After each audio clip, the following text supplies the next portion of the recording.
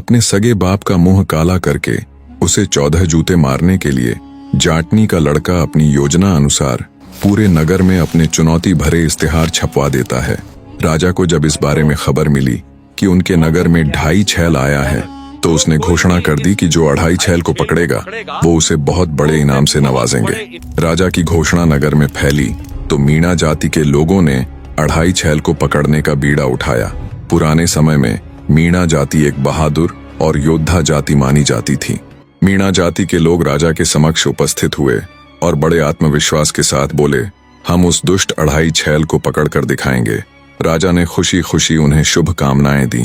दूसरी तरफ 2.5 छैल यानी जाटनी का लड़का उस बूढ़ी मालिन से पूछता है, बुढ़िया माई, आज नगर में ये हो हल्ला कैसा है?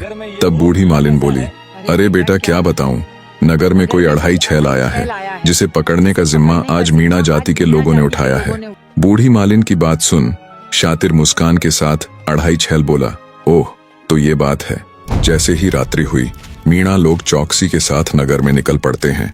दूसरी तरफ 2.5 छैल एक ज्योतिषी का रूप धारण कर मीनों के घर पहुंच जाता है और उनकी स्त्रियों को इकट्ठा कर उनसे कहता है, आज रात तुम्हारे घर डाकू आने वाले हैं जिनके बदन पर सिर्फ कच्छा होगा और वे गंजे होंगे, इसलिए तुम पहले ही ईंट और पत्थर इकट्ठे कर तैयार रहना।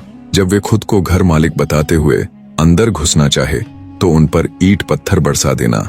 इस तरह ज्योतिषी रूपी 2.5 छैल मीणाओं की स्त्रियों को बहला फुसला कर वहां से चला जाता है। फिर वो एक नाई यानी बाल काटने वाले का रूप धारण कर एक तालाब के किनारे बैठ जाता है।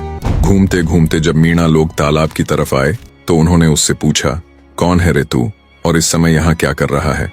तब नाई रूपी 2.5 छैल बोला, दरअसल आज रात 2.5 छैल अपनी हजामत यानी दाढ़ी बनवाने के लिए मेरे पास आने वाला है, बस उसी के इंतजार में बैठा हूँ।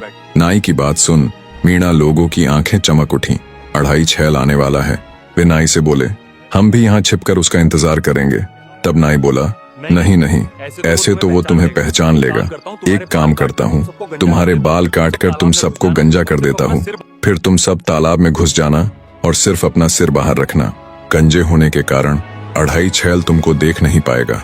जैसे ही वो आए तुम तुरंत उसे पकड़ लेना। और एक बात याद रखना, जब तुम्हें राजा से 2.5 छैल को पकड़ने का इनाम मिले तो मुझे मत भूल जाना। इस तरह नाई रूपी 2.5 छैल मीणा लोगों को भी बेवकूफ बना देता है और वे खुशी खुशी उसके कहे अनुसार करते हैं। जब वे गंजे होकर पानी में उतरे तो 2.5 छैल उनके वस्त्रों को वहां से उठाकर चंपत हो जाता है और वे तालाब में उसका इंतजार कर रहे थे। बने रहे।